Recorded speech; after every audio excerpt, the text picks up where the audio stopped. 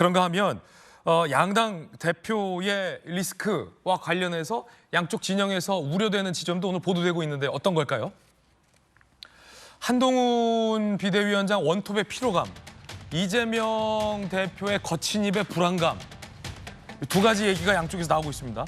자, 먼저 어제 한동훈 비대위원장 출근길 시민들 인사 나서기도 했는데 일단 한동훈 비대위원장도 본인도 좀 피곤하지 않겠냐 뭐 이런 얘기도 있고 한동훈 원톱 체제에 뭐 피로감도 있는 거 아니냐 이런 얘기 나오고 있습니다.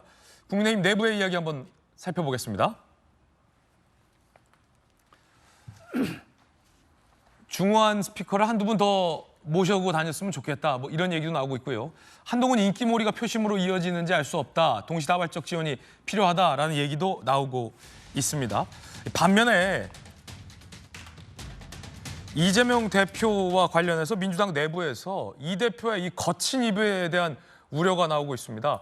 경기도를 찾아서 이러다간 강원 서도로 전락할 수 있다라고 발언했다가 그거 듣는 강원도 도민들은 뭐가 되냐라는 당 내의 비판 그리고 당 밖의 비판에 대해서 결국 이 대표가 또 사과를 했습니다. 그런데 이 대표가 이직과 관련해서도 사과를 했었고 여러 차례 사과를 했었죠. 이 대표의 거친 입이 불안하다라는 겁니다. 관련된 이야기 들어보시죠. 반가워요. 잘 부탁합니다. 1번 이재명. 네. 설마 이직 아니겠지? 언론들을 갖다가 겁박을 해가지고 야, 너 칼집 놓는 거 봤지? MBC 너 잘 들어. 옛날에 백칼로 봤지? 농담이야. 광주에서 온 사람들 잘 들어. 너네 옛날에 대검으로 M16으로 총 쏘고 죽이는 거 봤지? 너 몽둥이로 뒤통수 때려서 대가리 깨진 거 봤지? 조심해. 농담이야. 여러분, 이게 농담입니까? 중국 사람들이 한국 싫다고 한국 물건을 사질 않습니다. 왜 중국을 찝쩍거려요? 그냥 쎄쎄. 대만에도 쎄쎄. 이러면 되지. 뭐 자꾸 여기저기 찝쩍거리고 무슨 양안 문제 우리가 왜 개입합니까? 이런 나라 이렇게 순식간에 망가지는 거 본 일 있어요? 차라리 없으면 낫지 않았겠습니까? 건드는 것마다 다 망쳐놔요. 들으셨듯이 발언이 상당히 거칩니다. 원작자가 하지도 않은 발언에 살과 디테일을 보태서 이 대표가 발언을 하고 사과한 것도 벌써 몇 번째인데 민주당 내부에서 이런 반응 나옵니다. 최근 이 대표 강성 발언 때문에 분위기가 안 좋아졌다. 지원 온다는 게 별로 반갑지 않다. 선거가 임박하면 격전지 후보들이 이 대표와 더 강하게 선을 그을 것이다. 이 대표와 급기야 거리 두는 야당 후보들도 나왔다라는 보도도 나오고 있습니다. 자, 일단 김광선 변호사님. 저건요, 거친 입이 아니고 아주 가벼운 입이죠.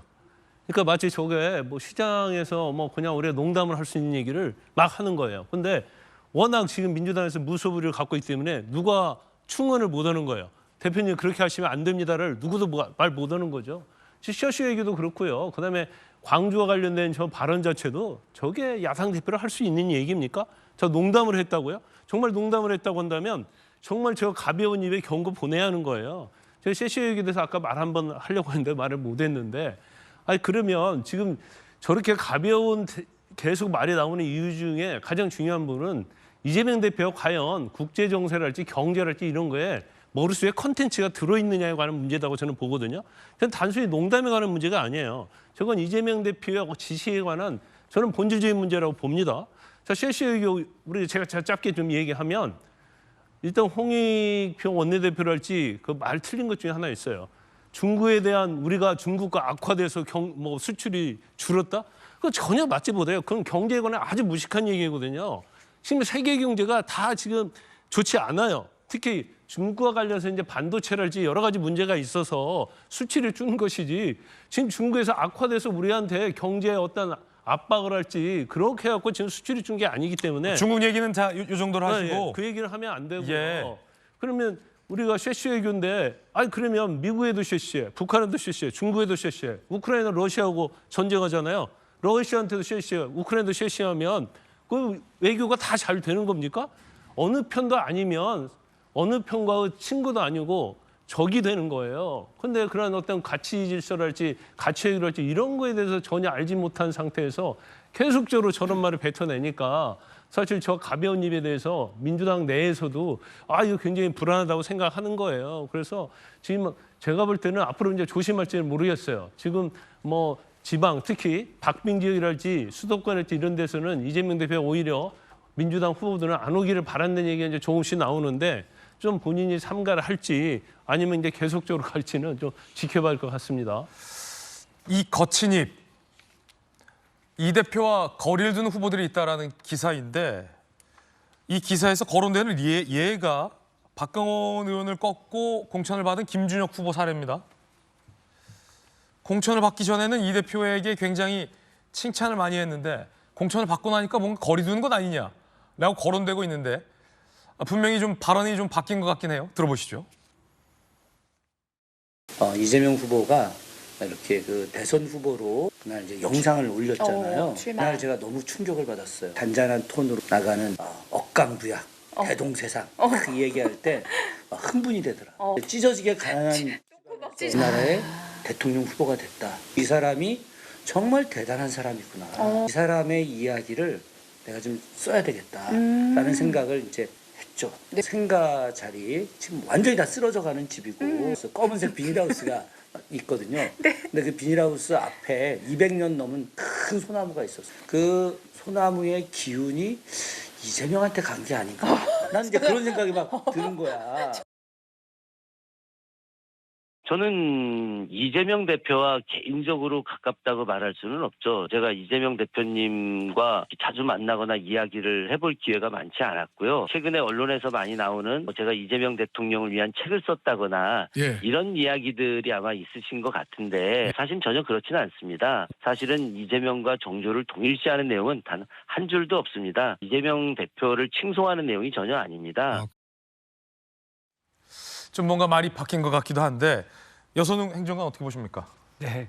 김준혁 후보 같은 경우에는 평소에 이제 뭐 소나무 아까 뭐 정조대왕 뭐 책 관련해 가지고 이재명 대표를 너무 미화하는 거 아니냐 이런 논란이 경선 기간에 있었던 게 사실이에요. 근데 그거를 이제 지금 한번 오히려 이제 그런 논란이 있으니까 그게 그렇게 뭐 내가 이제 뭐 이재명 대표와 정조대왕이랑 같이 동일시한 거 아니다. 이렇게 약간 이제 뭐 약간 수위 조절.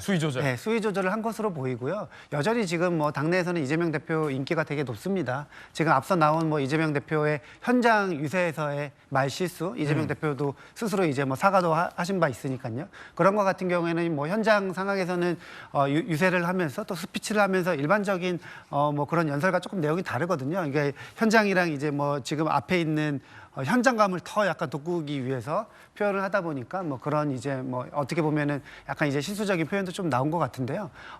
앞으로 선거 국면에서 뭐 계속 이제 유세가 뭐 진행되면 될수록 뭐 저는 뭐 그런 부분은 충분히 이제 뭐 커버가 가능하다 이렇게 조금 보고 있습니다. 그렇군요.